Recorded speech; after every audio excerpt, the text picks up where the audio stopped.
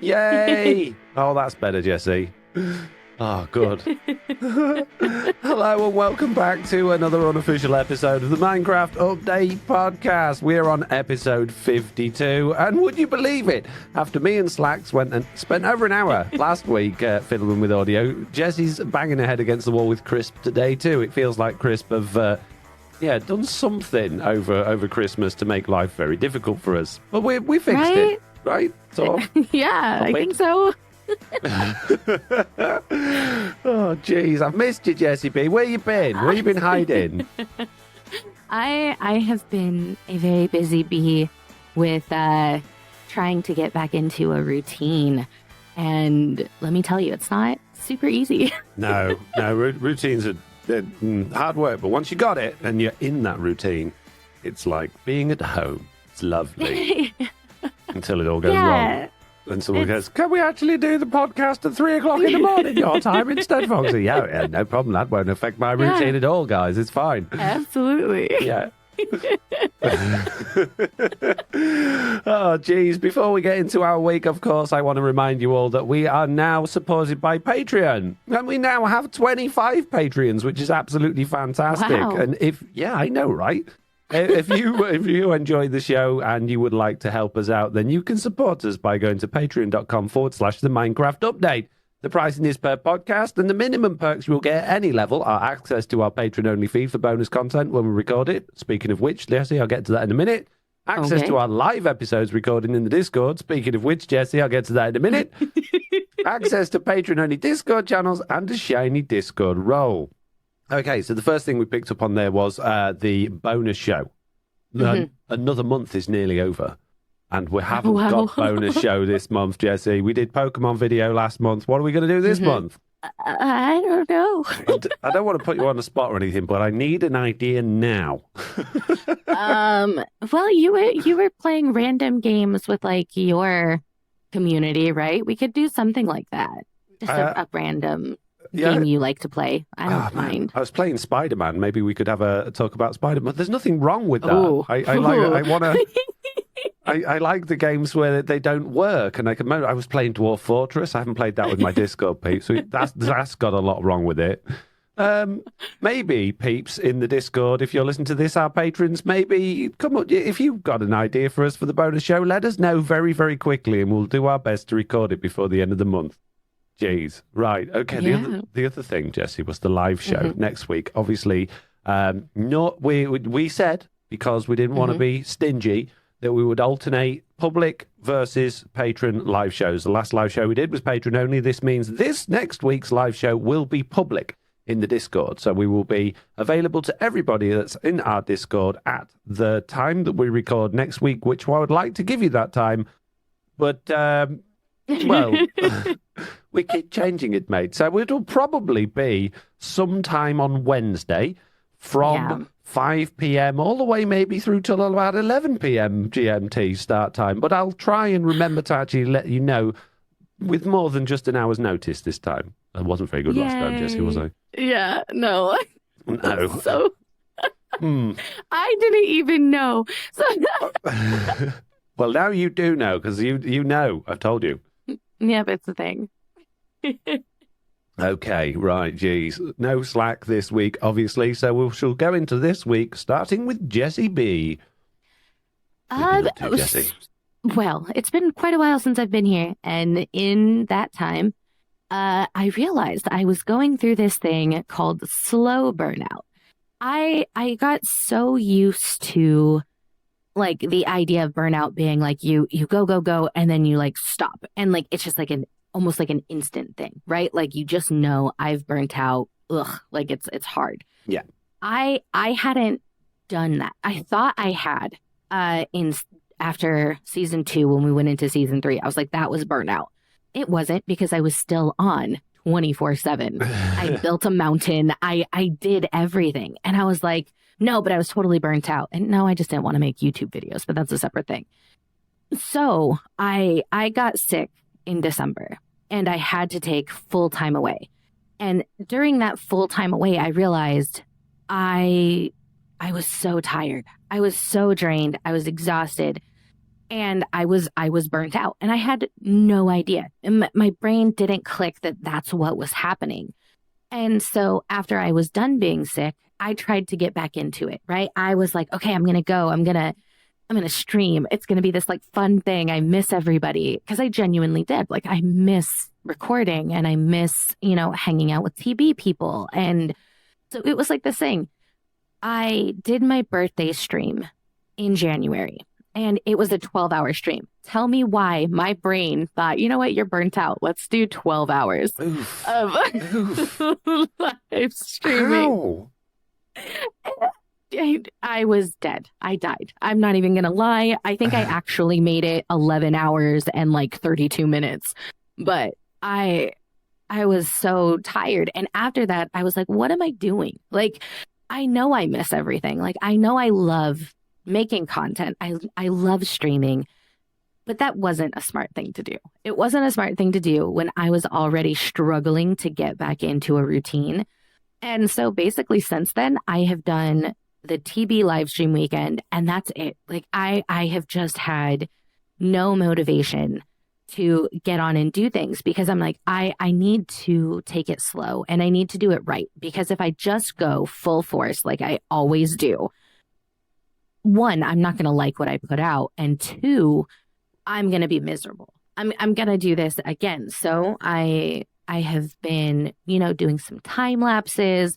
I have been slowly getting back into it. And I think that's helping a lot with my mindset. So yeah, that's kind of where I'm at right now, is just slowly trying to like get back into the routine of things, not force myself too much, because I am definitely one of those people. My brain is like, no, there is no easing into it. Just go. Just jump in. Yeah. And I'm like, calm down. Like, just give myself some time. So I'm trying to be better about that. Yeah, I often find that if I try to force myself to do something, then the alternate part of me is like, but fights against it. Like, no. Yeah. No, even though you said you got to do it, it's really important. No. Oh, jeez, why? Why is that? I mean, it can't just be me. Why? You've got like, on one hand, you need to do something. You quite enjoy doing it. On the other hand, just like, no, I'm not going to do it. Yep. Not just you. Yeah. It's like, why? Who are you? Why are you interfering with my life? Jeez. Okay, my week. I've had a busy week this week, Jessie. So obviously we've been playing Respawn. I've only been on during streams with that, and me and Mitch did a stream on what day is it today? Monday evening, and we decided we were going to decorate our main entrance hall into our sort of in the hill base and fill it with lava. So it's very dangerous in there now, but it looks very nice. So that's good. We did the Truly Bedrock stream weekend, and I had basically on the Sunday, a very unusual Sunday where I had very little to do. So, was it the Sunday or the Saturday? Must have been the Sunday. I basically just sat and played Minecraft all day while watching the streams, and I was on TB, and I was digging out my under the hill base on Truly Bedrock and putting in mine shafts and all that sort of stuff. So I just did lots and lots and lots and lots of digging on there, and I think that's the first time that I've played Minecraft so much that I when I stood up, I was like, oh, that's been a minute. So that was nice to just sit back and actually play without recording or without I died a few times, which is a shame I wasn't recording, but it was just nice to just get on and do some off-camera stuff for once. I haven't done that in months. So there was that. Today I made last week I put out a video which was basically I got a new sort of series type idea where I don't know if you remember recently I mentioned that I almost wanted to tie it in with TB and do like a Minecraft guide type video without it being just another Minecraft guide type video. And I figured out finally how I was going to do it. So we discovered, and we've known for a long time, that tutorials do particularly well on my channel, but I didn't just want to do the same tutorials over and over again. And I thought, how can I work tutorials into a system where I can also do how to play Minecraft type thing? And I thought, well, I don't need to stand there and go, hey, punch a tree. And, I thought, well, okay, what if I look at different aspects of the game? So the first video was bone meal, and look at different ways of achieving or getting that in quantity from right at the beginning of the game through to probably later on in the game. So I went into just a void world, built a bunch of farms, and then talked through them. I didn't do a tutorial, but I was like, why this works, how it works. If you want to get it, you can download the video, download the world from my website. And it's been very successful. In fact, it was 1 out of 10 for a while on my YouTube. It's now 3 out of 10, but it's been doing very well. Got a lot of nice comments on there. A lot of things I missed, which is fine, because I did ask people in the comments, if there's anything you can think of that I haven't put in this video, then put it in the comments. And yeah, that's gone well. So today I've done a crop farm one, which I'll no doubt get millions of comments on, but that will be coming out next week. I've been doing... That's exciting. Yeah, it is exciting. I'm glad to be doing something a little bit different that I know my channel will like. So yeah, then I've been doing a couple of Discord hangouts playing Spider-Man. So the Spider-Man Miles Morales came out on PC not that long ago, and I played the original Spider-Man game through on PS4 all the way through and loved it. I've been playing the Miles Morales, and I completed that last night with a bunch of my patrons, which was really good fun. So I enjoyed doing that. So I'm going to be moving on to a new game next. I have an idea of which game I'm going to play in mind, but I might change my mind before I start, so I'm not going to say it yet. Yeah. And then, what's taken up a whole chunk... Why is my week always so long, Jessie? I do too many things. You just fit a lot into a little bit of time. It's impressive. Yeah, and speaking of fitting a lot into a little bit of time, so there's a big thing going around on the internet at the minute, particularly in content creator circles, about how important subtitles and translations are for YouTube videos, right? Mm-hmm. So we've had a whole big discussion about it in the TB Discord. Lots of people saying, "Oh, how do you do the subtitles? How do you what's the word? Not translate it, transcribe it." Transcribing it. Yeah, people have got plugins for OBS that do it automatically while they're live streaming. People run it through other systems, and I've been fiddling with it a while ago, just for fun, really, using something called OpenAI Whisper, which is something that you can download to your PC, and with a little bit of fiddling about, you can get it to you can give it an audio or a video file, and it will basically read it. It will transcribe it into either just a document of all the words or a subtitle file that you can then upload to your YouTube video. So I started doing that with English ones, and then I thought, what if I did this for all of not all of the different languages, but a bunch of different languages. So I went on YouTube, figured out what my sort of most 10, it tells you where people are watching your video from. Yeah. Figured out which are the most popular ones on there that watch my videos, and I started running the subtitle files that I got through Google Translate into these other languages. Now, there is a bit of a downside to this, because whilst Whisper AI is very, very good, it doesn't get everything right. And then obviously when you're running it through Google's Translate, which again is very, very good, it doesn't get everything right. I'm sure there'll be whole chunks of my videos that just make no sense at all on these translated subtitles. But it turns out you don't just have to. You can, as well as the translated subtitles, you can also do your video title and video description in different languages as well, and have those on your channel. So that's when I really got to work, Jessie B. I did some making a script on the internet thing again. So YouTube have got what's called an API that allows you to basically log in. You can write a script on your website, and it will connect to YouTube, and you can send information to your channel or download information from your channel and fiddle with things and things like that. Google Translate has also got an API that allows you to. It does cost money if you translate too much stuff. But it allows you to basically give it words, and then it'll translate, or documents, and it'll translate that. So I wrote a handy script on my website where I can basically put in my video ID or my video link. It will download the title description from that. I can drop in my subtitles file. Then it will automatically translate my title description and subtitles into 10 different languages, and then upload it all back to YouTube onto that video. So wow. The problem with it is that the YouTube API, there's no paid option for that, and they have what they called access tokens or quotas, and you get 10,000 tokens per day, if you like. So reading file information from your video costs like 1 token, but then uploading one subtitle file costs 450 tokens. So I can only do that from one video a day without doing my quota over the top. So oh wow. Yeah. So I've made it so that it doesn't, I can also just get it to spit me out all the files, and then I can put it into YouTube manually as well, so that I can do that. And I've been through all of my Truly Bedrock videos this season, my latest videos that I've released, and all of my Just One Bug videos. And I'm going to do all of my your most popular video this month videos and get all of those done as well. So they've all got 10 different, or 11 including English, different languages available for thumbnails, titles, and descriptions. And see if it helps. I don't know if it make any difference or not. People say it will. Who knows? I mean, that'll be really interesting to see.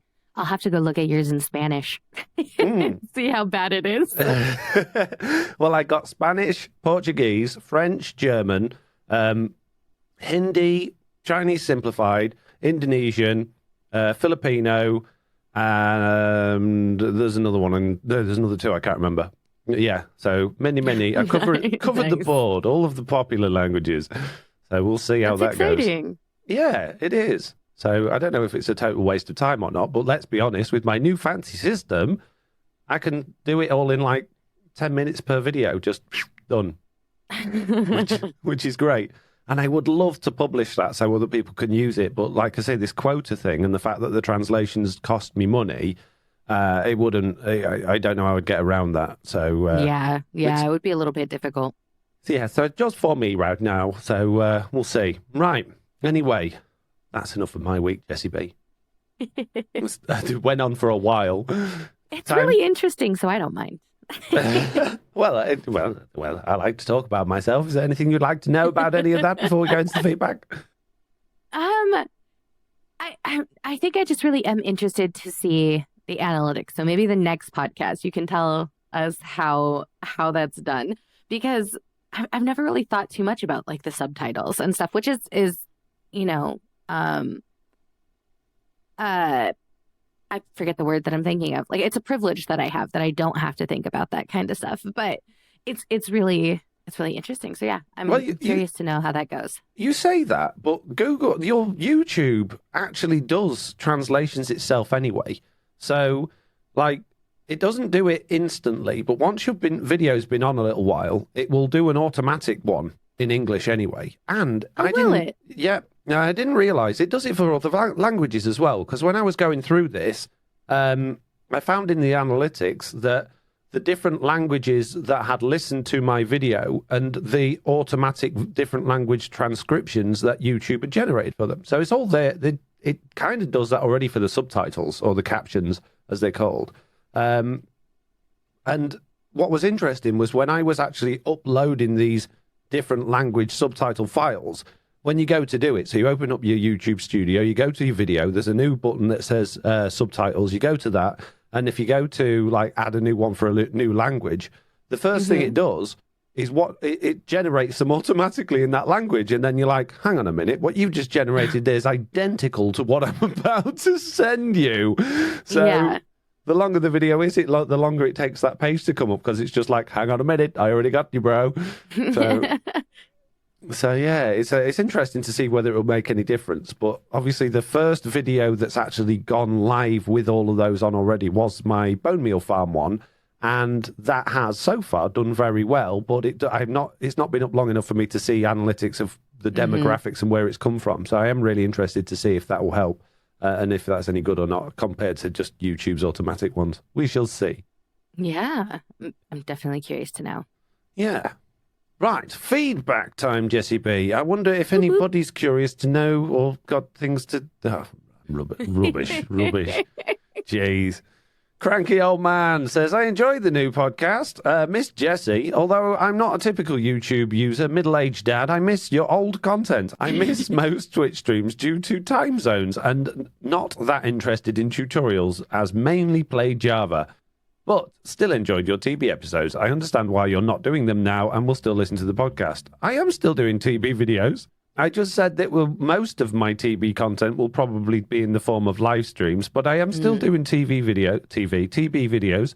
I've recorded 2 already. I obviously do them sometimes on Fridays with Slack when Slack hasn't either cut his arm off in a meat grinder or ended up in hospital or something's, landed on his house. Sometimes we get together on a Friday and record stuff. So I'm still doing TB episodes, guys. Got one coming out this week all about basalt generators, mate.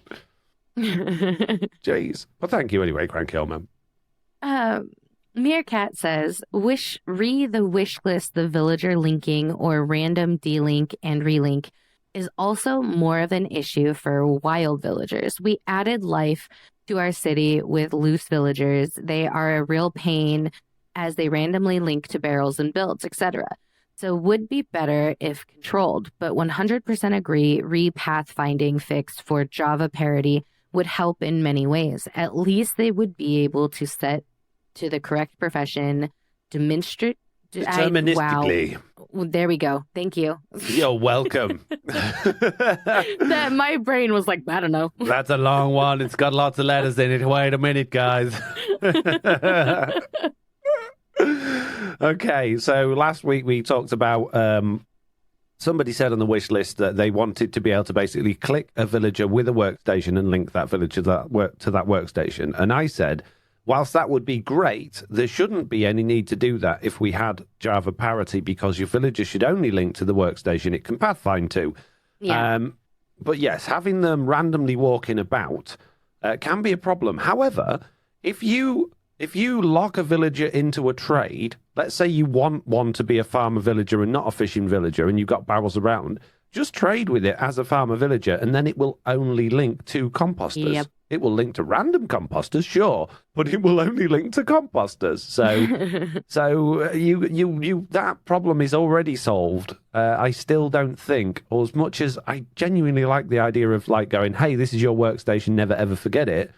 I imagine that to just end up with problems because there's no visual way of seeing which one's linked to what. So you'd be like, I can't remember, I put this workstation somewhere, but I can't remember which villager it goes to, and maybe like, when you ring the bell, maybe that should like highlight which villager's connected to which workstation. But then if you've got like 10 villagers in a row and 10 workstations, they're all just going to highlight, right?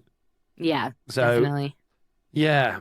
Or maybe they should go, they go to bed, don't they? But maybe there should be something like, instead of the bell, when you do the goat horn, that's like they're called to go to work and they all go running to their workstations. Maybe that would help.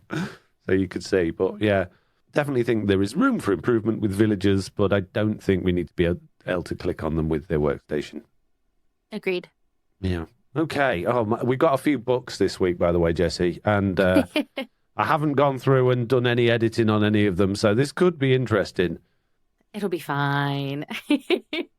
Plod says, hi, I haven't played with the new mobile controls yet, but I feel the need to explain why press the left side of the screen for the left hand and right side for the right hand idea won't work in the context of the way it used to work. On PC, the object or entity you want to work with has to be bang in the middle of the screen for you to interact with it.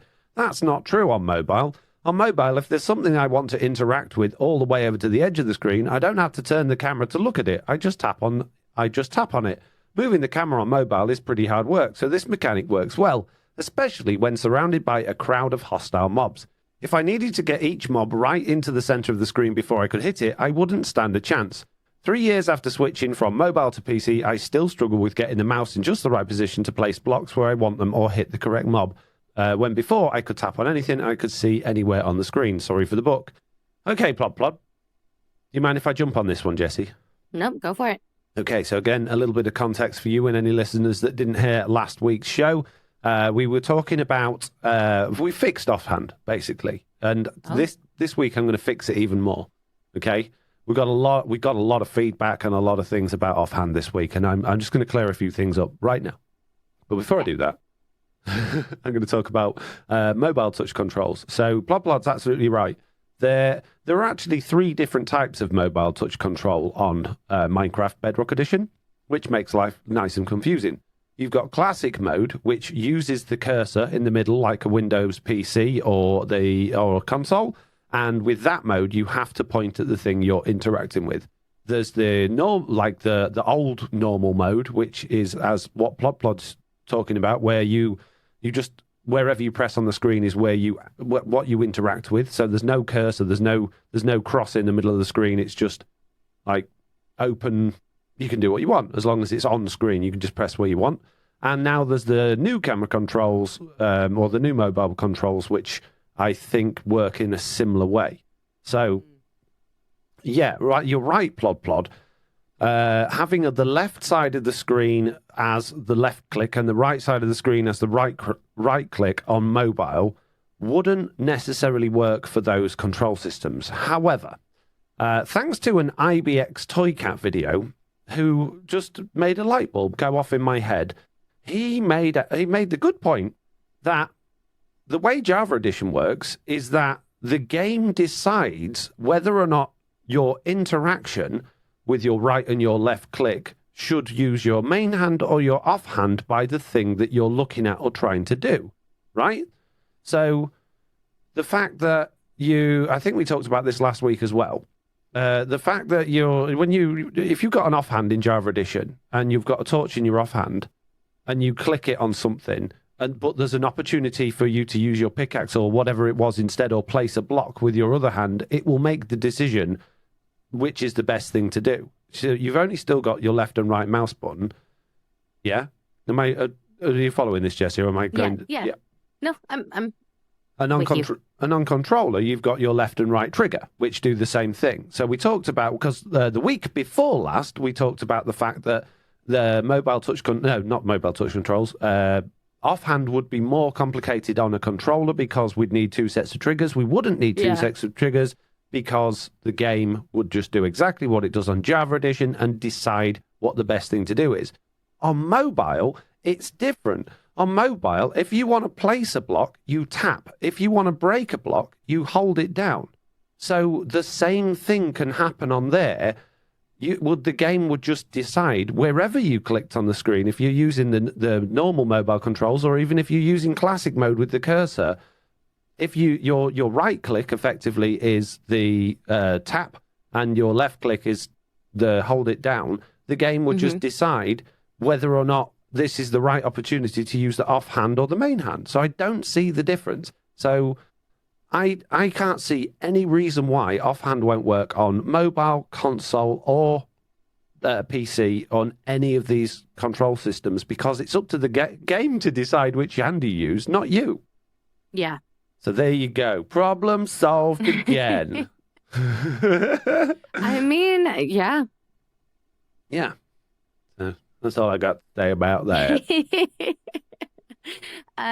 Is it Territe? Yes. Territe says, so another thing about Hytale having building and breaking in their early blog post titled Exploring Hytale's Block Tech. The developers showed a player breaking blocks. Underneath this, they said that normally the blocks would take time to mine. But for demonstrating particles, they decided to remove it temporarily. In the game's creative mode, there are tools that let you hollow out large areas instantly. So forcing the player to mine one block slowly would just be annoying. Just some extra evidence. There was a clip of someone placing torches down in survival, and they had blocks in the hotbar. I hope this is enough evidence, but there is a very tiny chance that there will not be free build and mining. Yeah, so again, for context here, we talked about Hytale and the reason it's been delayed, and Territe, I think it was Territe, came last week and said that they have conclusive evidence to say that there will be mining and crafting in the game because they called it a sandbox game, to which we argued that sandbox can mean anything. It doesn't necessarily mean mining and crafting. Yeah. The fact that you've seen that in a video, or if it's on their tech blog is it that you said? That, yeah, does sound like very much like there might be some breaking and placing blocks. But like you said there, it could well be that that's sort of cordoned off to specific areas of the world or your home area, or we don't know at the end of the day. Yeah. So speculating on whether or not Hytale will be just like Minecraft with RPG elements or otherwise is kind of pointless until we know for sure. I don't think we can make any decisions on that based on the information we've got to hand, but it would be nice. Maybe, I mean, again, this is a mini games company. Maybe there'll be different game modes. Maybe one of the game modes is that you can play it a little bit more like Minecraft and it's building and mining, and one of them it's like a story mode and there isn't. I don't know. We don't know. Yeah. Nobody knows, Territe. Yeah, it's all just speculation at this point. Yeah. You've fallen asleep, Jessiie. No, I'm not. I'm here. I heard that yawn. I did heard that you? silent yawn.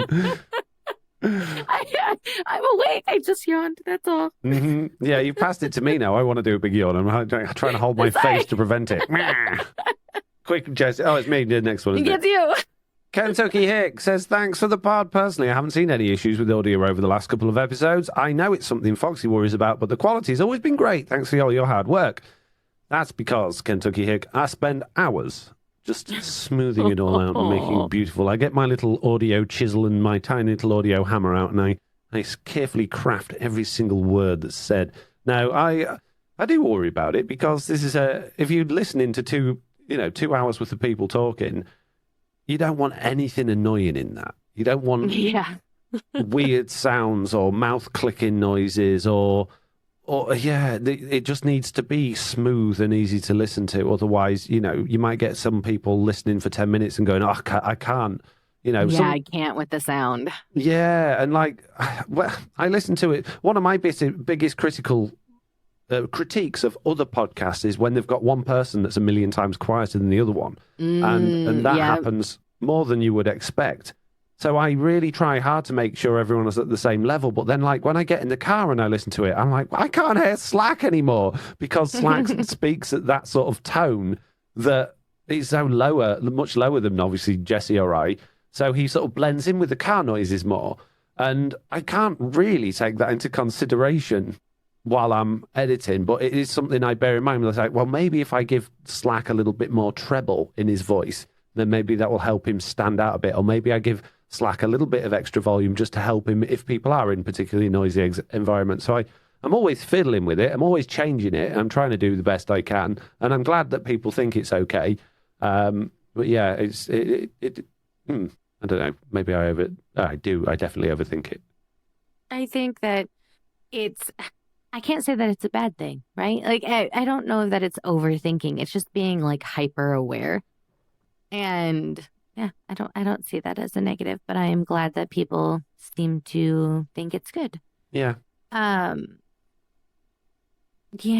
NSPG 911. Hang on, you missed me as John. Oh, I thought. Oh, darn it! I did. It's another one telling me I've done a good job, Jessiie, and you skip it. Sorry. Okay. Me as John says, from a few months ago, I've noticed better audio, but it's hard to tell week over week. You're doing a good job, Foxy. Well, thank you very much, me as John. I really, really appreciate that, and I'm glad your comment didn't get skipped. Wow. Oh, geez. Okay, NSPG 911, listening from episode 15, says... Hang on a minute.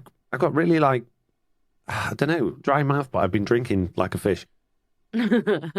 I've been hearing about offhand a lot lately, so let me just show you an attempt someone made. While the new touch controls are actually better, having too much buttons on the screen actually takes up too much space on the HUD. You can check this tweet out for a proposed screen, and this basically links to a Twitter post with basically a picture of the mobile control screen with a button for right click and a button for left click on it as well.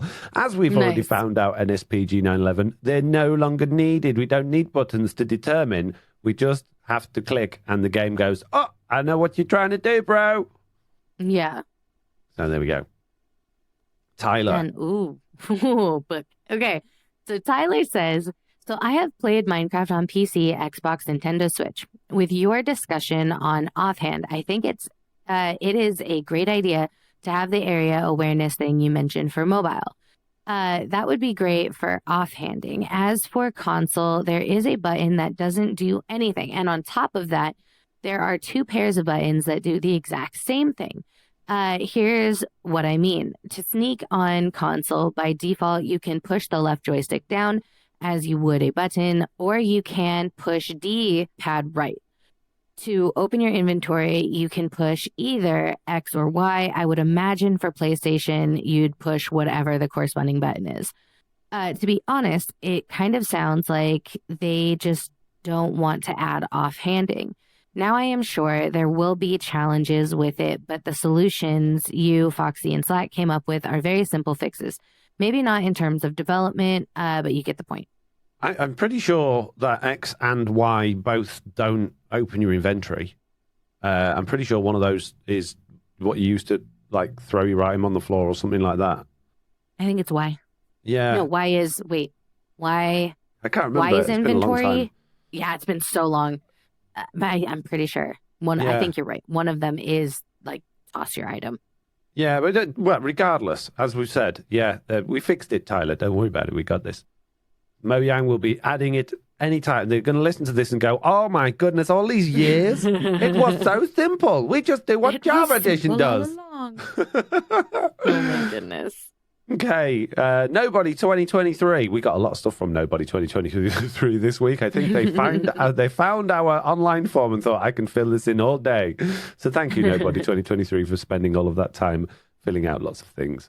I'm a long-time listener and a first-time feedback. I love your podcast, and I think having all the different perspectives is amazing. Thank you for what you do. Nobody 2023 was slain by a minecart malfunction, glitching him into lava. Oh, man.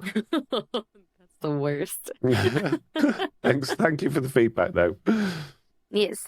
Nobody 2023 also says, "Hey, Foxy, I think you will be happy Epic Games got fined $500,000 for credit card scams because it was too easy to buy stuff with them keeping your credit card details. That will teach them a lesson. Thanks for the amazing podcast. Keep making it great. Sorry for the bug. P.S. I hope you like my wish list ideas."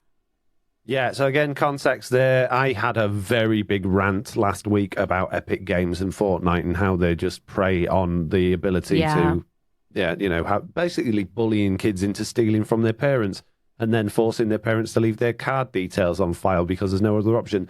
So I'm glad. I hope this is true. I'm glad they were fined for it, but I think they got away very lightly with $500,000 considering how, I mean... I would say that $50 million wasn't enough of a fine for that because it's just awful. It should be banned. Well, thank you for letting me know, Nobody. Ooh, no. On December 19th in the USA, Epic Games agreed to pay $520 million US in fines and rebates to affected players.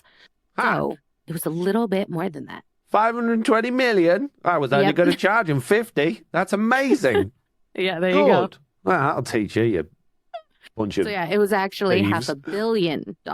Yeah, geez. Yeah. Wow. Good. Ha. Yeah, there you go. Good. If you could see what I'm doing with my middle fingers right now, you'd be shocked. Okay. Marx says, "I'm overwhelmed because I wasn't expecting to watch a Foxy No-Tell video with the title in Portuguese and with subtitles available. Sadly, my internet don't accept that to happen, so until now I wasn't able to watch the whole video. Sorry if I wrote something wrong. I'm not a native English speaker. Speaker? P.S. I hope every one of you is good this week. Love you all. Bye." Well, there we go. Proof. It worked. There you go. Portuguese. Woo!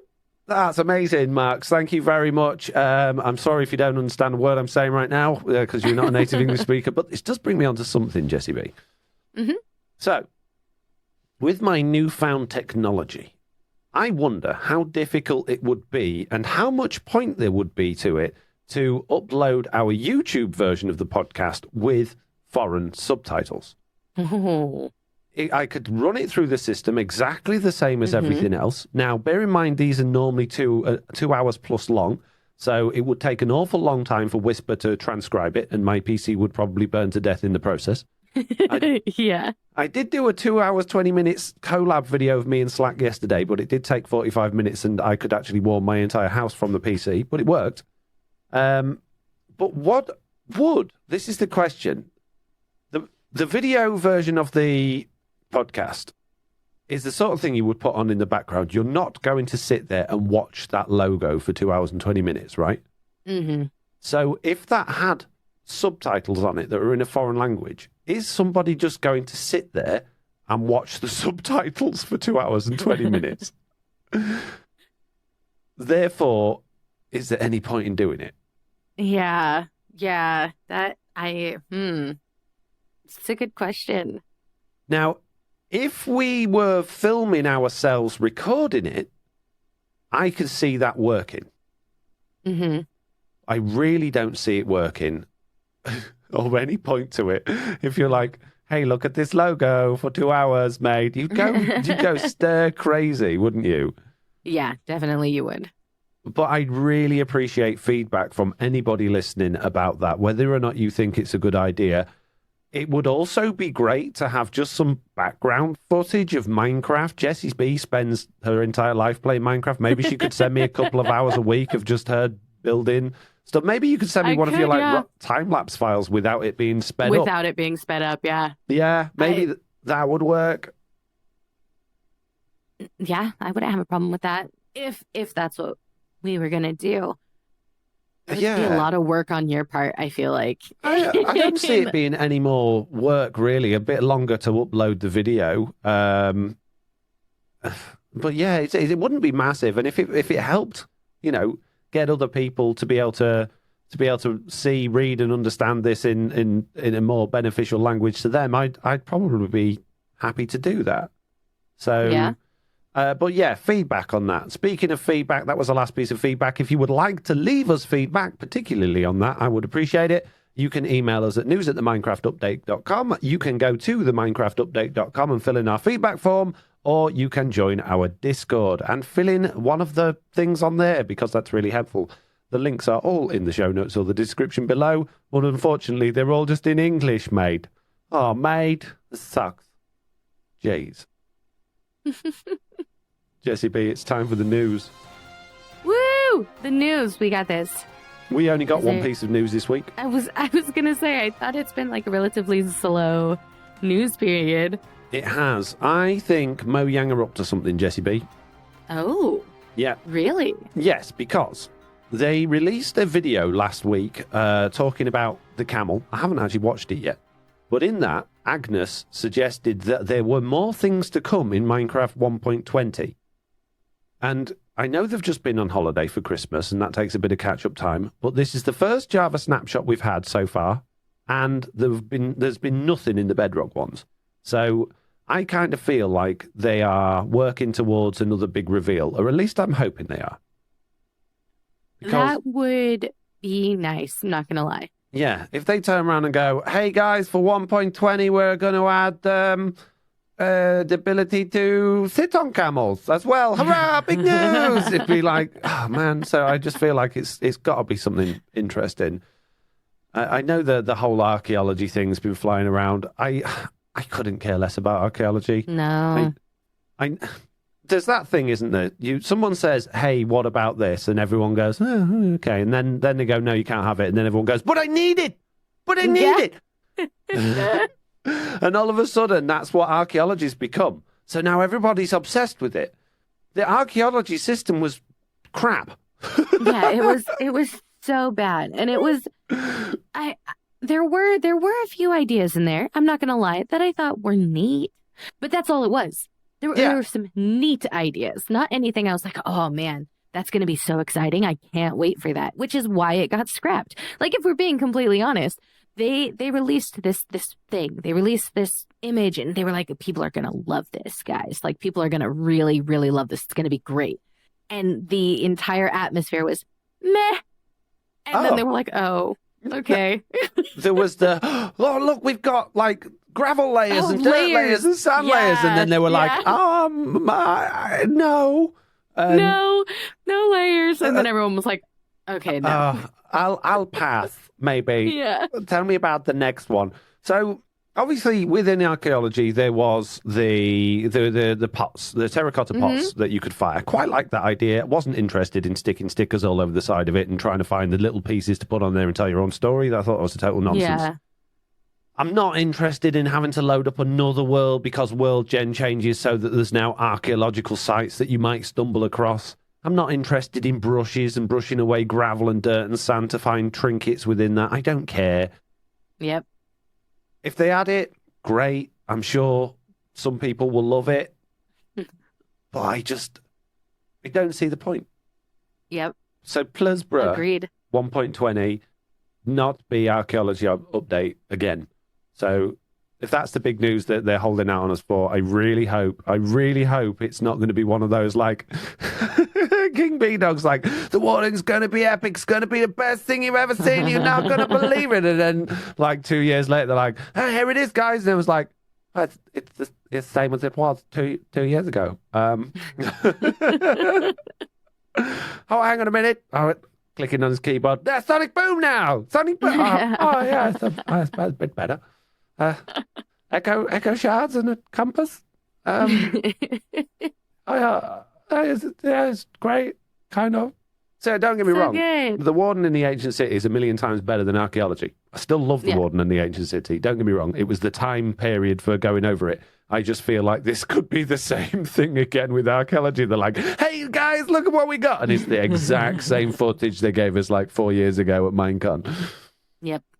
Yeah, no thanks, bro. Right, anyway, back to this news. So Minecraft Snapshot 23W03A, of course it is, released today, I believe. And there's quite a lot of changes in there. No, nothing new. That top one that you have bullet pointed just made me so happy. Yes. So in their accessibility section, the thing I have highlighted from here is that auto jump is now off by default. I'm not sure which moron turned it on by default, but fortunately they have now been fired, shot, hung, and not allowed back in the building. Oh, who thought auto jump was a good idea? No idea. It's so bad. I'm genuinely happy that is default off now. It makes sense on Bedrock Edition with mobile controls. I'll give you that. I have to turn it on for if I have to play on, like when Oliver passes me an iPad because he's stuck on something and I have to try and do it, auto jump is helpful. But with keyboard and mouse, it is not helpful. I get they're trying to do accessibility stuff, but realistically, how much accessibility stuff can you do when your game is literally limited to keyboard and mouse? Yeah. Okay? Give it controller support officially, which I don't think it has yet, right? And then you can go, oh, we can use one of these Microsoft, accessibility controllers. Great. Then put auto jump on. But you don't have that. So stop it. Okay, there's a whole bunch of technical changes in there. There's all sorts of things to do with networking and stuff like that. We've got some new game rules as well. We got block behavior one, which is to do with data packs, actually. This is called increased fire burnout. So basically, fire can burn out faster in certain biomes. Now, mob spawning, they have changed it so that gold rabbits, white rabbits, and snow foxes can be biome controlled. They have made it so snow golems melting can be biome controlled as well. And they have fiddled with a bunch of commands. The clone command has been changed so that you can now clone things from a dimension to a different dimension, which is nice. That would be lovely on Bedrock Edition, but unfortunately Bedrock Edition clone command so broken you can only do it within your ticking area and that's it. So being able to access another dimension, totally pointless, mate, but I would still very much like it. There is the execute command. They have added some more things as well. They have now had the ability to test if chunks are loaded or entities are loaded or if a dimension is loaded, which would be rather wonderful. I'd like that one as well. Thank you very much. But again, on Bedrock Edition, it won't work because things suck. They have execute on vehicle passengers, controller, owner, leash, target, attacker, which gives you a whole bunch more control over what's going on with things being ridden. And speaking of which, they have, I don't know if it's a new command. Oh, it is a new ride command, which is on Bedrock Edition, which allows you to target an entity and set whether there is basically to ride it, but it won't work if it's a player. They have change the title command and the weather command to allow the duration and the times to have T, S, and D suffixes. So basically you can say how many ticks, how many seconds, or how many days, which is very nice. And they have added a new game rule called Command Modification Block Limit, which basically allows you to limit how many blocks can be cloned, filled, or fill biomed, if you like, when you're running those commands, which I don't really see the point unless it's allowing you to increase the limit rather than decrease it. So that's pretty cool. And then there's just many, many, many, many bug fixes of which I am not remotely interested about because it just hurts my eyes looking at them. So if you're interested in reading all those book fixes, then listen to the Spawn Chunks, or you can click on the changelog link, which will be in the description below. Right, Jessie B, that's the news out of the way. Boop, boop. We got 9 minutes left to beat our time in the last podcast. So, however, unfortunately, we completely forgot to do the Bugdate last week, and we had a whole bunch of bugs from the Bugdate. So we got extra long Bugdate this week, and I've even got a bug. What's your bug? Well, on stream day, Jessie B, I was trying to move villagers along a nether tunnel in a boat. However, whenever I got to a certain point in the tunnel, the boat would set on fire and throw the villager out. There was no lava or magma blocks or anything around, but the boat decided at this particular point down the tunnel, it would just set on fire. It didn't break, it was just on fire, and the villager obviously didn't want to get in it because it was on fire. Yeah. So I haven't dug around the area, but I'm assuming that was either lava 1 block below or 1 block to the side of where it was, or a magma block, I'm not sure, that was causing this. But I wonder if this is connected to the fact that, when you try and place a boat next to a wall and it just falls through the floor? Yep. I think boats' hitboxes are too low down. I think that's what it is. Yeah, that makes a lot of sense, actually. Yeah. So, boat's dumb. I don't have a bug report for it because I couldn't be bothered to find one. So let's see, unless you've got a bug report, Jessie, what the community have got to say. Starting with B8 Ron, who says, being a great auntie, I gave my nephew some Minecoins for Christmas. Unfortunately, his iPad seemed to get stuck when downloading the marketplace items he purchased. I found a bug report, so it's a known issue. The iPad had plenty of free storage, and I showed his parents how to clear the caches and so on, and suggested he deleted some of his 200-plus worlds. Don't know if that worked, but was curious if anyone else had the same problem. I was also surprised that a known marketplace bug hasn't been fixed ASAP. This is like the bug that keeps on giving, B8 Ron. Yes, it is. I've seen this bug so often, and I can't believe how difficult it is for them to fix. There must be something really deeply ingrained in the code here, because you would think that just downloading something wouldn't be a problem, but it is. So yeah, I'm sorry about that. I will put the bug report in the description for other people to go and upvote, and hopefully Mojang. They do know. They know they're losing. They're not losing money from this because you got to pay for it before you click download. But they know it's a problem. So yeah, okay. Meerkat says, I am still seeing repeated sign text lost on Bedrock Realm, not censored to the hashtags. The sign I added in error was blast protection 4. On relog, the sign is randomly blinked. I have repeated this twice. Oddly, I had a sign in the same area with the same text that was glow squid ink highlighted, which is not impacted by this issue. Oof. So that would be really annoying. Glow squid ink signs can bypass the ridiculously overpowered new censored thing. So obviously there's a bug somewhere, which they've linked to bug reports. So yes, there is. But it kind of made sense to me on one hand how this was happening, because I thought, okay, what they've done is they've got this list of words that they're not allowed to say, and now they're finding those words within other words to make sure that people aren't trying to hide swear words within words. I thought that was what was happening. I can't see anything in Blast Protection 4 that would make that go away. And the fact that glow squid ink signs don't have the same problem is bizarre. It is very weird. What the absolute mate? I don't get it. See, even it bleeped me. So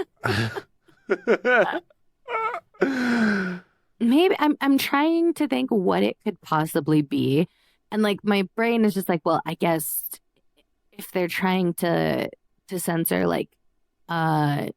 dangerous words, maybe blast, but that doesn't even make any sense.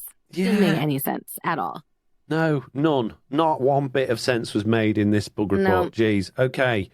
Meerkat also says, An evening for bugs, it would appear. Encountered a bug where sugarcane doesn't break when water source is removed immediately. Some blocks, not sure the type is important or if it's just random, appear to last longer in testing. Tested on dirt, sand, mud block, rooted dirt, podzol and mycelium.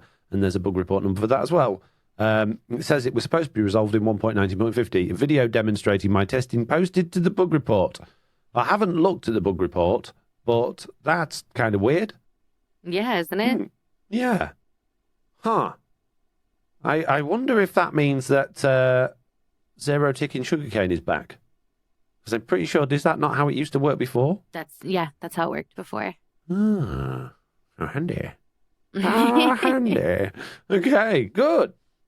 Okay, so Faded Daddy-O says, in a furnace, once I remove completed items, I can no longer add anything. I have to exit the furnace and go back in. And there's the bug report listed. I've had that happen. Yeah, we had that. What was it? Was it hoppers recently? We had that as well, where we'd place a hopper and we had to like click away from it before we could put another. Yeah, we had all sorts of weird stuff like that going on. Oh, that sucks, Faded Daddy-O. I don't know. Not much I can say about that. I'm glad we got these bug report numbers though, because we can put these in. In fact, I've already put them in the description because they put them in last week's one, which was when I was like, I don't remember reading that one now on the show. Oh, we didn't. So I've already got all of these written down, ready to go in the show notes. So don't worry, guys. Nice. I got this.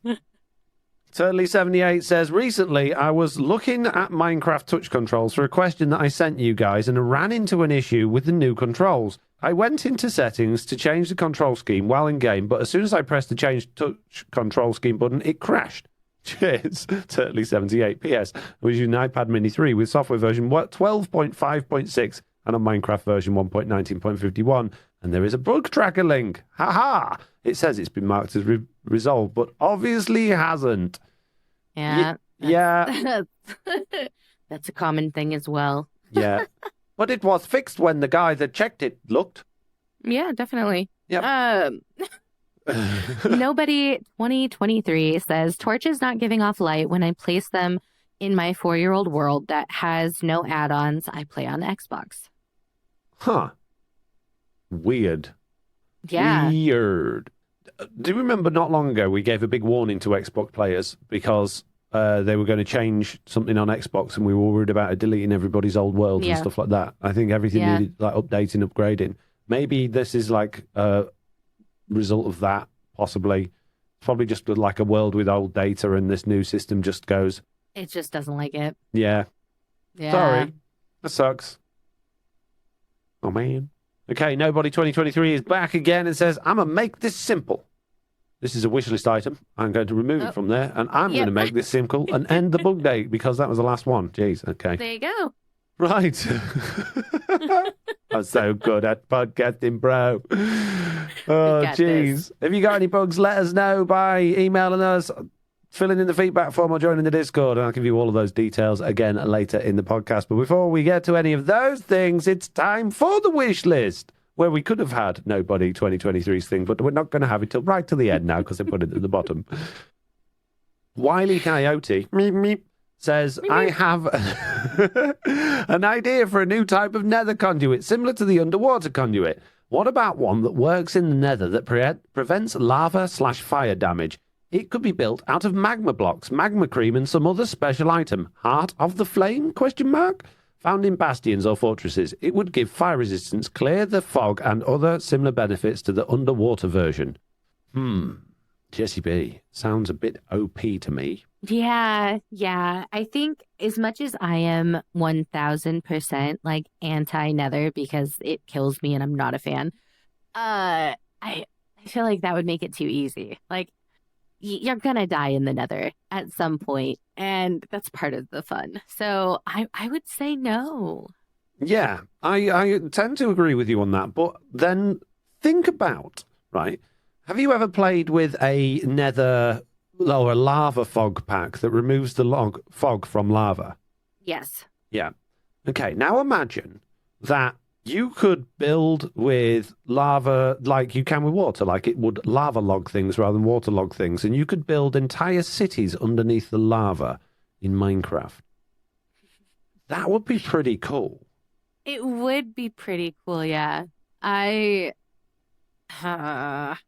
But yeah. it's very OP. It's very OP. Yeah, that's where I would stand on it. I think that would be too overpowered for sure. And you still can build things under lava. You just have to have lots of fire resistance. You can't see. No, you can't see. That's the problem. You just need a resource pack. It's I built this fine. amazing thing under the lava, guys. Did you? Where is it? It's down there. Jump in. Check it out. I'm all right. Problems with building under lava would include breaking blocks and them instantly being eaten by the lava. Yes. Oh, yeah. I really like the idea of there being something like a lava under lava conduit that would allow you to see under the lava, build under the lava, blocks not be burnt alive under the lava, and just live there as if it was your home. But I think it would need to be like ridiculously rare. Yeah. So that you just don't have them all over the Nether, and you've just made the Nether like really tame place to be. Maybe you could like drop something into a pool of lava, and all of the connected lava for a certain distance became like non-affecting. So it would become clearer, almost like you drop in. So, you know, like how you put those like tablets into water to like sterilize them. Yeah. Drop it in the lava, and that lava becomes a little bit more see-through, and it doesn't burn you quite so much.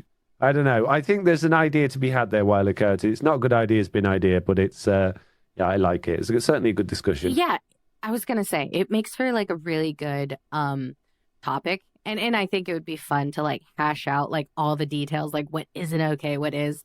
But yeah, I think it's interesting. Yeah. But I wouldn't put it in the good ideas bin. No. What about, hang on a minute. Yeah. An item that when you dropped it into lava, turned that lava into water in the Nether. Oh. We've seen red Nether water. The Nether has red water. It's got its own like color system in the biome stuff in the game. Mm-hmm. We used to be able to get water tile blocks cheatily and put water in the Nether. I'd love the ability in survival to be able to somehow get water in the Nether. I know that goes against the rules of the Nether, but I would like that.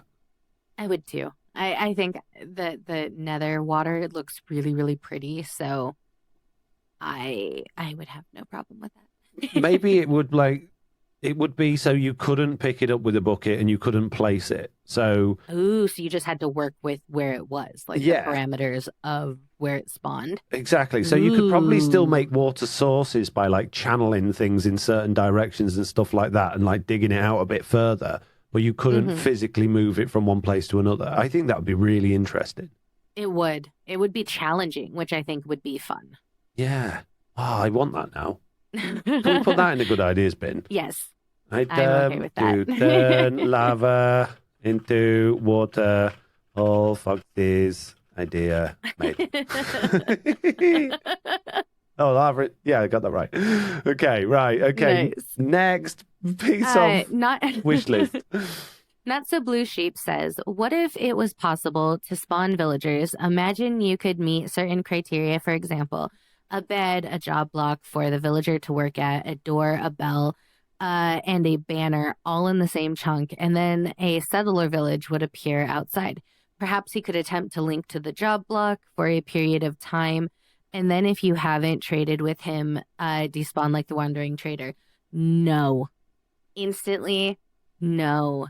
Why? As somebody who builds all the time, and I just have like houses that just have decor and have doors and like everything, I would be so frustrated if I was building and there was just like villagers who like came to my door. I'd be like, go away. Like, what? You think the Wandering Trader's annoying? How about this marching band that turned up? I would, in all my time lapses, I'd be like, go away. I'm done with you. When I first read this a few days ago, I saw it in the Discord. I was like, that's quite a nifty idea. But then I just like, no. The whole, villages are there to go exploring. It's supposed to be a challenge is to get villagers to go to where you want them to go. I think that would just make life way too easy. Where should we put this iron farm? Anywhere. It doesn't matter where we're going to get the villagers from. We'll just put a door and a bed and a workstation down. One will turn up. No. Yeah. No, not so, Blue Sheep. You are fired. Flash3636 says, following on from episode 51, you were looking at crafting sticks from a composter. What about making using the fletching table useful? Make it like the stone cutter. 1 plank equals 1 stair. Why does it take 6 planks to make 2 trapdoors? I know wood is easy, but not as easy as stone in a mining game. I'm sure I've seen it somewhere before, but I still think it's a good idea. So again, for context, Jesse, I think we actually ended up putting it in the good ideas that you could craft any bit of wood item that you got kicking about into sticks so that you could basically easily deposit them either by trading them or just doing things with them to cut down on all of that clutter you've got at the end of a project. Yeah. So this is obviously saying, well, okay, then, well, why not because we were saying maybe we could have a workstation that would allow you to compost your wood bits into sticks. And we even said, well, what if we could put a hopper into it so we could feed the items into it and out below would come the sticks? That was already good. And they're saying, why don't you just use the fletching table because it's got no use?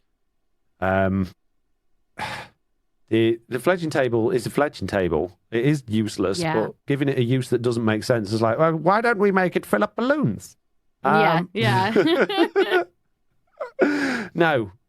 not the fletching table. And in terms of what was the other thing you said there? Using the stone cutter to have, I think you should be able to use wood on a stone cutter, 100%. I think you should be able to. It's a saw. Yeah. Well, why wouldn't you? It doesn't make any sense to me. It doesn't. I think absolutely you should be able to cut any type of wood into 1 plank for 1 stair, 1 plank for 2 slabs. Yeah, it just makes sense. And trapdoors. Yes. Please. So expensive. I know we can make all the wood we want in the world with bamboo now for free, but I don't want bamboo trapdoors. I want spruce ones. And I don't want to be so expensive. Agreed. Robo Rufus says, I wish that there was a way to store XP. When I die but don't feel like grinding to all my XP back, it would be nice to get it all back easily. Maybe if there was a brewing stand looking thing that when you open it, you can make bottles of enchanting or XP. Maybe it's too modded, but it would be useful. Thanks for the great podcast. Replies, me as John, doesn't Skulk do that? Me as John confirmed. Each Skulk gives 1 XP. Since they can stack, you can get 64 XP in a stack or 1,728 XP in a chest, which is enough for 32 levels from 0. Wish granted. Thanks, Jeff. Lucy? Oh, you can also buy bottles of enchanting from a cleric for as low as an emerald each and stack to 64, average 7 XP per bottle. Okay. Yeah. So, we've talked in great length about the previous furnace bugs and how we actually quite like them in the game and how I think that the XP system's a bit outdated and it would be, it is frustrating to have to, oh man, I've lost everything and I need to enchant this, I need to enchant that.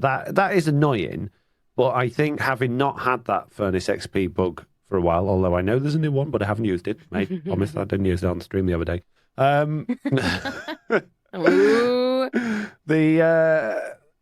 only used it to demonstrate that it exists. I didn't steal nothing. The point is, it's part of the game at the end of the day. And in terms of me as John saying, oh well, if you've got a whole chest full of stacks of Skulk, then you can get 32 levels. I'm sorry, that's not a solution. That's not a solution. How long is it going to take you to gather a double chest or a single chest, whatever it is, worth of Skulk stacks? So bad. And then place them all and break them all for 32 levels? No, mate. Right? And Lucy says bottles of enchanting. Yeah, if you can get your clerics, like I have around a zombie spawner, 1 bottle for 1 emerald for 1 bottle of XP. It's great. It's a very, very OP way of getting XP, but it's still pretty slow compared to something like a Guardian farm, for instance. Yeah. I mean, there are some really cool XP shower designs out there that are really neat that I've seen. So it is a thing to use them, but it would take a lot of time and a lot of trading. And then it's like a one-use thing. So Guardian Farm, stuff like that, so much better. Yeah, so I want to agree with you on one hand, Robo Rufus, but I think it's just one of those things where what you're saying is, hey, I'm relatively early game. I can't be bothered to put the effort into build an XP farm. I keep losing my stuff because I'm either not very good at the game, or my armor's not good enough, or bad things keep happening. I don't want that to happen. I want the easy option. I don't think you can have it because it just ruins the game for everybody else. Is that fair to say? Oh, definitely. Yeah. I'm not saying you're rubbish at Minecraft, by the way, Robo Rufus. I'm just saying that could be a reason why people would want that. I need a quick way of getting XP early game because, it happens to me. Have you watched me play hardcore Minecraft? I'm rubbish. So, yeah, sorry. Yes, but no, but. Tyler says, this isn't my original idea. It was from an idea on the feedback website, but I wanted to run this idea by whoever is there. It'd be nice to have the ability to make latent potions. Basically, it would activate the effect when you need it at the cost of the duration being reduced substantially. For example, if you took a latent potion for water breathing and you were underwater for a few seconds, the effect would automatically be applied, assuming you took the potion prior. Maybe to further the balance of this, it could wear off over a long period of time if it isn't being used. This would be extremely expensive to make, maybe a nether star brewed with the potion itself. There will be limits on what potions can become latent, like there wouldn't be a point in having a potion or harming variant of these. Just an idea, not mine entirely. I added a couple of small details in. Okay, so I don't think you'd need to use a nether star in them. I think that's a bit ridiculous, personally. But So I read the feedback post while you were busy a second ago. Mm-hmm. And basically it says, it gives examples. So it says, you go off mining or spelunking or into the nether, and there's a strong chance that you don't take fire resistance with you because it means brewing it beforehand, which is often something that you don't have time to do or you don't think about. And occasions can occur where you end up falling in lava. Likewise, people go up mountains to do things up mountains. They don't take slow falling, and you end up falling off a cliff and dying. So the idea is that you would have a potion effect that kicked in when you needed it. So in slow falling, you fall off a cliff, it realizes you're falling and gives you slow falling, and then once you've landed, it takes it back off again and cuts down the time. I quite like that idea that you can have. It's almost like, I'm trying to think what it's equivalent to in other games where you've got a buff, but you've only got, that buff has got a durability. And once you've used it up, then it's gone again. I don't know if it wants to be potions or something different, but I quite like the idea that you can go, right, okay, you have 10 minutes worth of water breathing when you're using it. But once it's gone, it's gone. You know? Yeah, I think so. So you could spend all day out exploring, and you know that you've got 10 minutes available underwater during that time that you're out until it's run out. I think there's nothing wrong with that idea at all.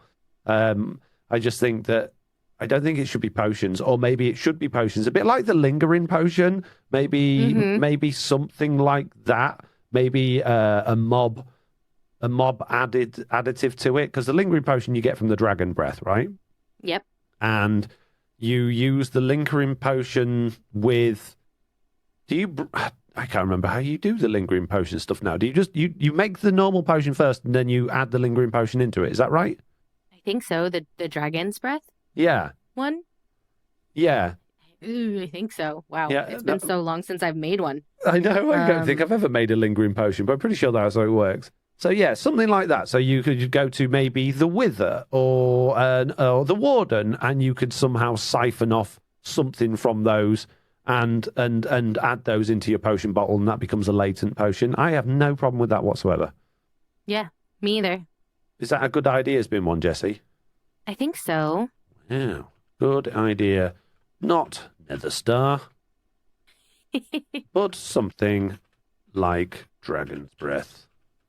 Echo Shards? No, not bloody Echo Shards. What you do with it is you take any potion, like Splash Potion, and you put that in the brewing stand, and then you add the Dragon's Breath at the end. Yeah, that's what I thought. Yeah.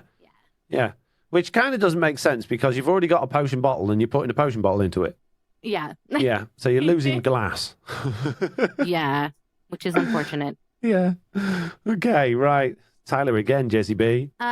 Tyler says, I think it would be neat to combine potion effects. So let's say you have a potion of healing and regeneration potion. It would be cool if you could combine them into one.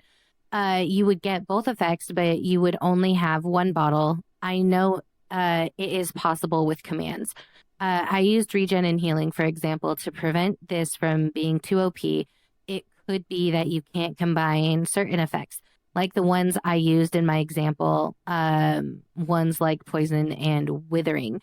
I don't see why it needs to even have that layer of, like, can't combine certain ones. I can splash all of the potions on me and have all of the effects. Yeah. So I don't see why you couldn't just combine them into one. I don't mind that idea at all. I do. Really? As much as I think potions should be stackable, I think there's so much confusion with what's in what bottle because the colours all look the same and it's so hard to tell what there is. I don't want then an infinite number of different possible combinations of potion as well to worry about, oh, what's this? Oh, this one's water breathing and swiftness. Oh, this one's... No, just make potions stackable. In terms of it can be done with commands, it can't. There's no command that can combine 2 potions into the same bottle. But, yeah. No, you can just have them on at the same time, I thought. Yeah, I don't know. Yeah, I don't see the point. Like you said, you can drink 2 potions, or you can splash yourself with 2 potions and get the 2 effects. Mm-hmm. It's just making more inventory clutter. Just make them stackable, please. Yeah. You can make honey bottles are stackable. Why not potions? Agreed. Yeah, you with me on that one? Yeah, okay. Yeah, I think so. Okay, sorry, Tyler. Okay. Nobody 2023 says the ability to link minecarts with leads or just shift clicking to link minecarts. Yes, I want linkable minecarts. Yeah, pretty sure that used to be in the game a long time ago. Yes. Yes. Good idea. Well done, Nobody. Yep. Nobody also says, I would like banner shields for Bedrock Edition. Do we not have them? No. I would like that too. That's annoying. Why don't we have those? As much as that's a good idea, that's just a parity feature, and I don't think it's worthy of being in the good ideas bin because it's just something that should happen. Yeah, I don't think we should. We should give Mojang that opportunity to have their things that already should be there in the good ideas bin, unless we really, really want them. Agreed. So yeah, I agree. Nobody. It would be great to have that, but it should already be there. Why isn't it? Don't know. Nobody again says, I would like to have a shield bash for PvP. It would disable your shield, but it would stun the player or mob, preventing them from attacking or placing blocks. Oh, I read this the wrong way around when I read it earlier, because I was going to say, doesn't that happen if you use an axe? Doesn't it, like, prevent you using your shield for 10 seconds? Because I found that out the hard way on Respawn with a Vindicator. Oh, no. So you're saying that you can hit someone with a shield and it will, or a mob, and it will stun them. Yes, I like that idea. Make the shield more useful. Yeah, it's like gives a bashing effect.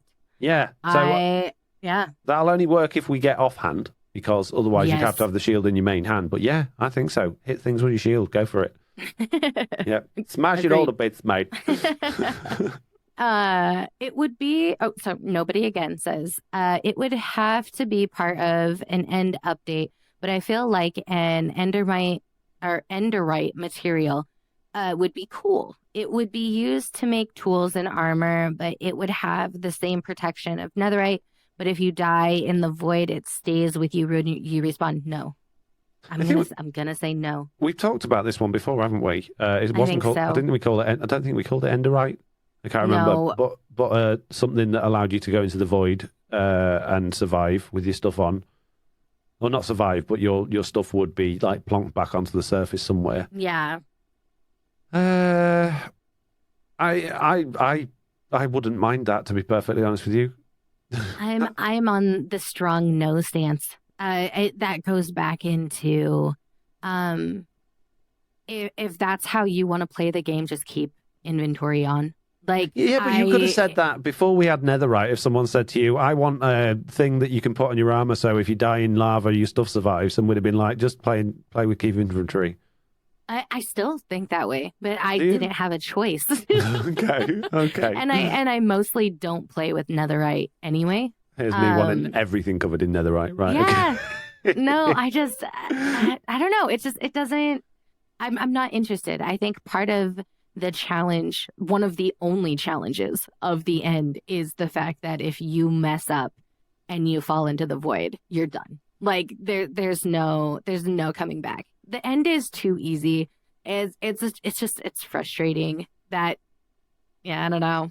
I agree, but I disagree, because I think Minecraft endgame stops short now. I think the game has evolved so far that the endgame stuff you can get falls short. And I think Netherite was a good way of getting towards that.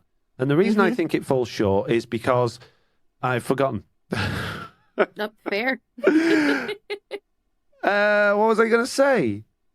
Oh, okay. So we've got more powerful enemies like the Warden now. We've got Deep Slate, which we cannot insta-mine through regardless of beacons or tools or things like that. They are putting more and more roadblocks in the way that we now don't have a way past.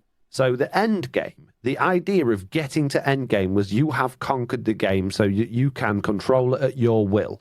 You have all the best tools and equipment at your disposal to do whatever you want. And if that's insta-mining stone, it's insta-mining stone. If it's flying across the nether with your elytra, it's flying. If it's burning in lava or using your netherite to keep your items, that's fine. You've earned it because you've got to that point in the game. And I have absolutely no problem giving players the ability to earn more end game to be able to conquer the last few remaining things that stand in their way.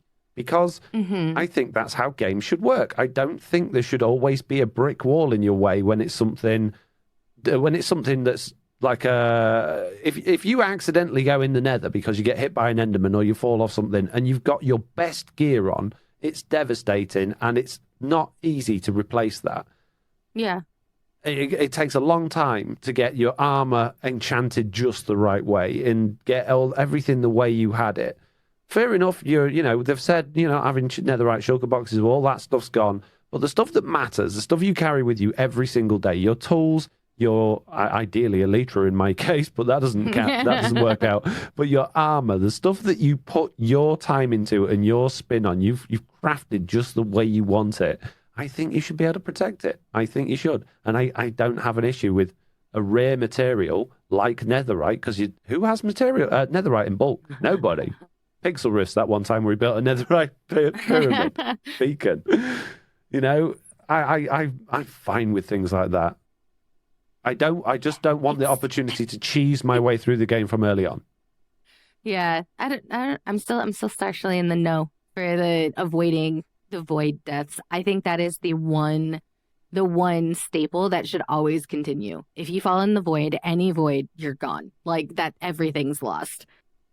And I like it being that way. Yeah. You obviously don't fall in the void or into lava enough, Jessiie B. Maybe I should start pushing you a bit more. Then you'll be on my team. I mean, I've had some pretty bad. I have a clip on my Twitch that gets played a lot. That was me literally just jumping into the void because I'm a dumb, and I didn't realize that I hadn't deployed my elytra, and I lost everything, and I was so upset. But if only you'd had your enderite. Jeez. Is it me or you next? Yeah, it's you. Okay, Lemonade says, when you're holding the torch, you can see 5x5x5 area. I think this works in Java, but Bedrock it doesn't. You might want to see in the dark, but you only have one torch. This can also work for lanterns.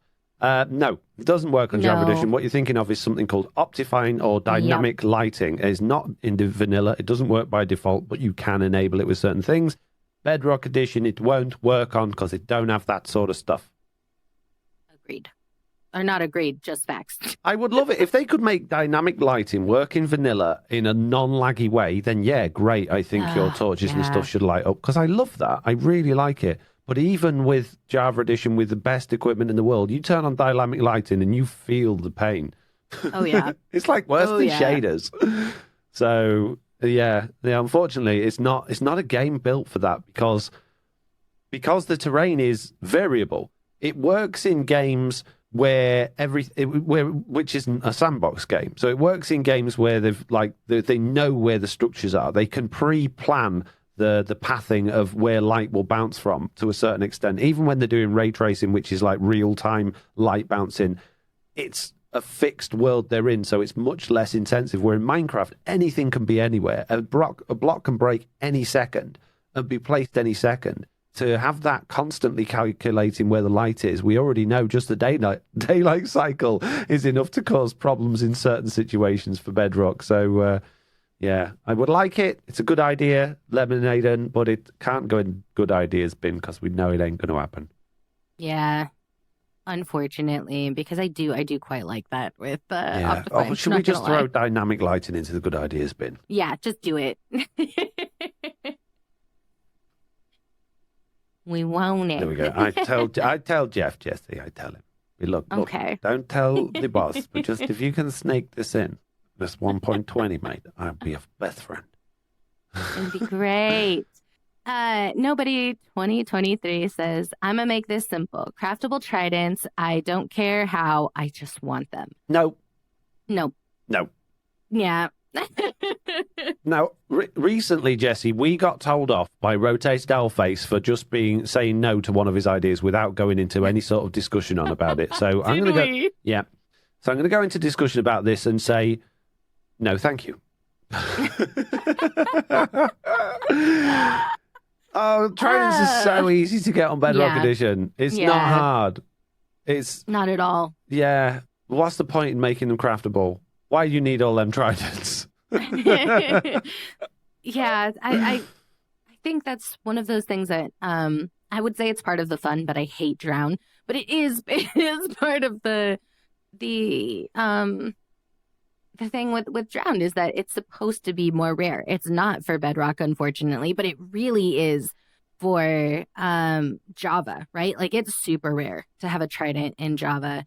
And it makes it really fun when you get one, even though most people don't use them. And there's Trident killers, I use a lot of them. Yeah. Yeah. But that's not in Java, right? No. So, like, that's the trade-off, is we have trident killers, and tridents are everywhere in Bedrock, so we don't need to craft them. And in Java, there's really no use for them. Unless you're a riptide junkie. Oh, that's true. But then just go kill all the drown in the world. Yeah, it's still not hard to get. And a drown farm, you'll have millions. So, oh, yeah, they're really easy to do. Yeah. Yeah. So, I get what you're saying about drowns. I don't like drowns either. Drowns are, the thing with drowns are interesting. They are an absolute pain when you're trying to work underwater and they're just constantly coming up to you or throwing tridents from a distance. Mm-hmm. But when you're going out looking for a trident and you're looking for drowned, they're not a challenge. Agreed. You never go, geez, I'm nearly dead. Well, sometimes you do. I was going to say, I've been got.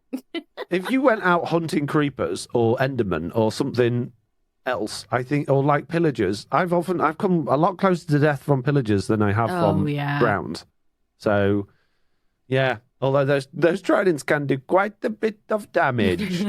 Especially early game. Yeah. They're so mean. Oh, yes. Oh, geez. Right. Okay. That is everything from the wish list, which takes us into the questions. And if you would like to ask us a question or leave an item for the wish list or the Bugdate or the feedback, then you can do by emailing us at news@theminecraftupdate.com, or you can fill out the feedback form on our website, which is theminecraftupdate.com. Or you can join our Discord, which is not the MinecraftUpdate.com. It's just the Minecraft Update. Okay, question number 1 comes from Cricket the Wise. And I've read this one and I already think it's stupid. Stupid question, Cricket. Now that properly placed lightning rods can mitigate random natural damage... Bedrock Edition, mate? You played it? Did it work? Okay, good. Have any of you given serious thought to stepping up to the fire tick equals on challenge on a series or SMP? No. Yeah. Unequivocally, no. No. I don't want to put a year into a server and then by accident, because of a bug or something, or somebody shot a flame, whatever. I don't want to all of a sudden everything's burned down the next time I've logged in. Yeah. Java Edition particularly, because the things keep loading while you're not there and the simulation area is a lot bigger. And also, you've been to a jungle that's on fire in Java Edition, you can't move. Oh, the lag. It's so bad. Yeah, I'm good. Bedrock Edition is so broken when it comes to lightning and lightning rods. You say you can mitigate natural damage. You need the entire sky filled with lightning rods to do that. Yeah. So, no.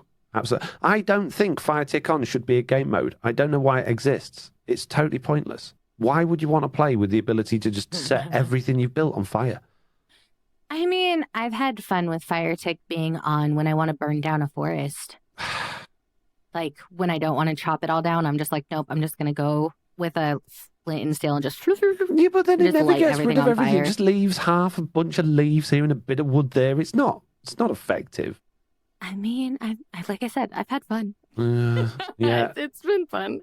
I would I don't never, really ever care. choose to play in a world with Fire Tick On. Unless I was joining something and it was just the rules and I really wanted to join, fair enough. But while I have some say in the settings, then it will never be on. I'm sorry if that makes us seem like babies, but I just, let's say in a single player world, it's different. If you're on a server, right, and somehow or other, something happens to your base, whether it's lightning or somebody just going a bit ham with the flint and steel, or a gas shoots a fireball through a portal and it happens to go through and into your base, and one block gets set on fire, and someone else is innocently just mooching around, going past your area for whatever reason. The next time you log in, you might not have a base left. You've got no opportunity to deal with it. You have no opportunity to put the fire out.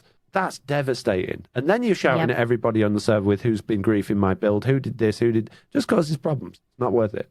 Yeah. I think that's a huge thing is, especially if you're based near someone.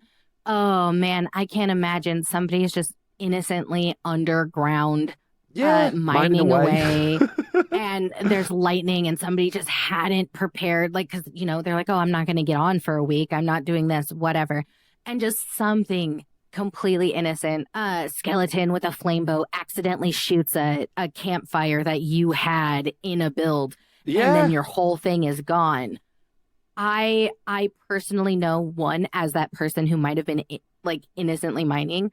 Oh, I would feel so responsible. I would feel absolutely terrible. And no matter how nice of a server you're on, no matter how much you genuinely love people, you would be bitter. You would be bitter. It would be so bad. So no. It would put you off wanting to carry on.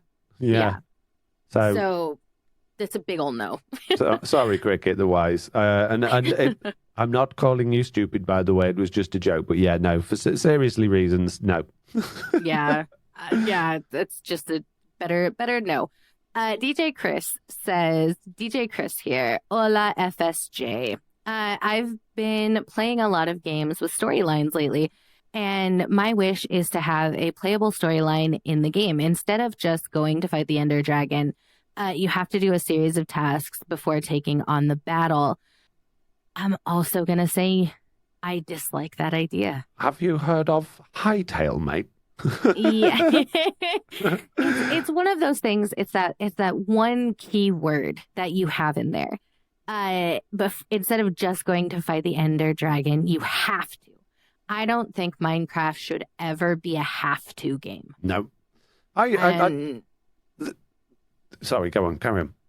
Well, no, that's just like in order to get somewhere, in order to do something, like I get that you have to find blaze rods and you have to do, so I get that technically there's steps, but I don't want to have to play a story in order to do what I want to do. Yeah, so that's kind of how I feel about it. Yeah, couldn't agree more. There are the selling point of Minecraft is that you make your own story. If you want to play a storyline in the game, craft a storyline, make up as you go. I've actually seen a few things going around lately on YouTube of YouTubers basically saying, "Hey, this is how I deal with like burnout," or "This is how I plan my world," and they like plan out factions and who's this and who's that and what's the history of the world, and it helps them develop this thing to build in. You can tell your own story. Okay, yes, it's not going to be pre-planned linear experience like you might want from the other games, but that's, there are other games. Minecraft doesn't have to be everything. So although that being said, Minecraft Legends coming out soon, got kind of a storyline in it, sort of a bit-ish. So Yeah, no, I totally disagree with you, DJ Chris. Totally agree with you, Jesse B. I do not want a storyline in Minecraft ever. Yeah. Unless it's like just a completely separate game mode, like you got Minecraft story mode. Yeah. Which just happens to have been a game that exists. Well, you know what I mean. You go into the title screen and you've got like Minecraft. It used to be that there was 3 buttons, wasn't there? There was like survival mode, creative mode, and something else, and then just story mode underneath, I guess. So, but no, I don't think Mojang need to waste the time on that. I think they got it right. Turtley, with our last question, says, "Hi, Minecraft Update crew. I just wanted to ask if you're going to upload your VODs for Splatoon 3 to your second channel, as this is one of my favourite games other than Minecraft. Thanks for the amazing podcast, as always, Turtley." Not yet, and possibly not ever. See, they were sponsored streams, and there was... I genuinely really enjoyed them. We had an absolutely amazing time playing that, and from that perspective, I'd love to put them on my second channel. But... I haven't been paid for them yet. There have been, I did get told it would be 30 days, and I kind of, in a really selfish and unreasonable way, don't want to give them any more of my, my airtime until I know that that's going to happen. At which point I might do once that's done, but I kind of also feel a little bit awkward about posting sponsored content onto my second channel that was never intended for that, but we did have such a good time, and I kind of want to share it with more people. But what do you think, Jesse? It feels a bit wrong to me. It is that weird line, right? Because it is sponsored, and it feels like, okay, well, that sponsored content should stay where it was sponsored. Because at the end of the day, it does feel like, well, now they're getting free advertisement when when they paid me for this specific thing, which is kind of like a moral dilemma, right? But other than that, it also just feels, I don't know, it feels a bit weird on the analytics too, right? Because either you have to put, oh, well, this was sponsored. I have to. For yeah, Twitch. absolutely have to. Yeah. Or you have to, like, say, okay, you know, like, it wasn't sponsored for here, but like it's just, it's a weird awkward space, because you don't want to be disingenuous, and like you said, it is the law. So it wasn't sponsored for YouTube, but it is this weird gray area. So I would say no, honestly. Like, if it were me, I wouldn't put it on my YouTube, because I wouldn't want to be in that gray area on my channel ever. No, you can still watch them on Twitch. The VODs are still available on Twitch for a limit. I think, is it 90 days you get as a partner? I can't remember. So if you really want to catch those, you can catch them on there. And that leads me to something else. A thing I get a lot, particularly recently, because I announced on YouTube that I'm going back to Twitch streaming. So many people say, "Oh, I don't have Twitch. I'm going to miss your streams." I don't get it. There are so many apps in the world that people have. They have Facebook, they have Twitter, they have TikTok, they have Instagram, they've got WhatsApp, they've got YouTube Kids, or whatever. You know, there's so many. Why are people allergic to the Twitch app? Why is that one people think they can't have? It is definitely something I've noticed. I know some places don't allow Twitch, right? Like, it is... like, you can't download it in certain countries. Well, that's like YouTube, though. YouTube's like, I think, isn't it banned in China and places like that? Yep. Yes, it is. So, I just, maybe it is, maybe they are from those countries, but it doesn't seem that way. It just seems like some people have an absolute aversion to Twitch. No, I'm not going to watch things on Twitch, so goodbye. And it just seems so odd. Hey, guys, I've got content. Yeah. It's the same content. It's just a different link. But it's otherwise identical. You just click that link instead of that one, and you either open it up in your browser, because you don't need an app. Yeah, you don't even need an account. Just, like, watch it. You just can't talk. Yeah, I don't get it. So if you're one of those people that's like, for some reason, they've got this mental block, I can't watch this because it's on Twitch, then let me know why. Let me know your thought process. Because maybe there's something we don't know.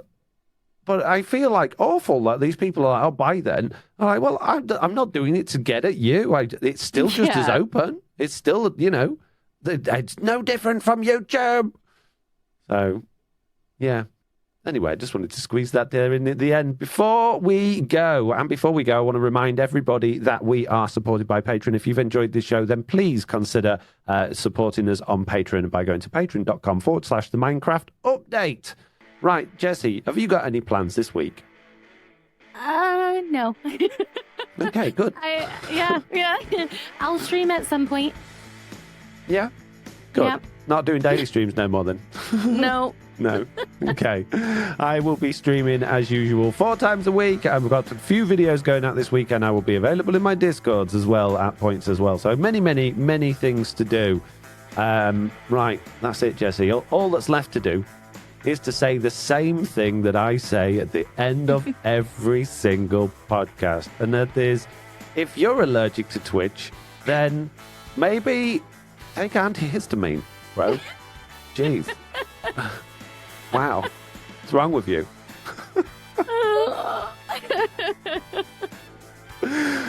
Oh, jeez. I think we're done, Jessiie. Missed this. Yeah. I missed it too. I missed you. Come back next week, Jessiie. I will. It's the live one. I'm not going to miss the live one. Yeah. Don't forget, we need bonus show ideas as well. Yes. So I'll probably be ringing you in an emergency like, Jessiie, you got to voice chat with me quick and watch me play Spider-Man for half an hour. Oh, jeez. Like the 29th. Oh, jeez. Yep, there we go. Oh, man. Okay. See you later, everybody. Goodbye. Bye. Bye.